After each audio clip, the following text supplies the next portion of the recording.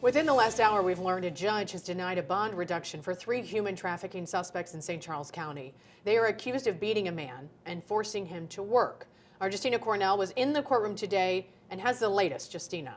Yeah, and so all 3 co-defendants were in that courtroom today with their attorneys. Now, defense attorneys say this narrative of a human trafficking case is inaccurate. However, prosecutors argue the victim's wounds tell another story.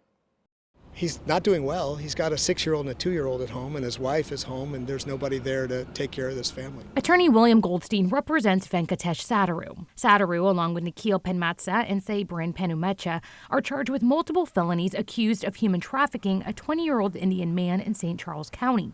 That man is Sattaru's cousin. He was doing work by way of paying my client back for everything that he had done for him. Prosecutors say this victim was forced to work, brutally beaten, perform massages, and was only allowed to sleep for 3 hours each day on a concrete floor while being watched on a live stream. How do you explain all the broken bones that he received that were in various stages of healing? How do you explain his back, his head, the bottom of his feet, his legs, looking like a road map because of the scarring tissue and stuff like that? All 3 defense attorneys say they believe the 20-year-old is using this narrative as a victim. You know, I think that the reality is that he wants to be here in the United States. He wants to be a citizen of the United States. They said the victim had access to cars, phones, clothes, and food.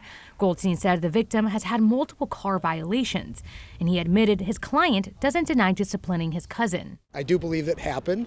I believe that every time that he got in trouble, he had some proclivities that I'm not at liberty to talk about right now, but I believe there was some disciplining that went on. Now both sides battle for their clients. You're presumed innocent, and it's the state's burden to prove all this beyond a reasonable doubt.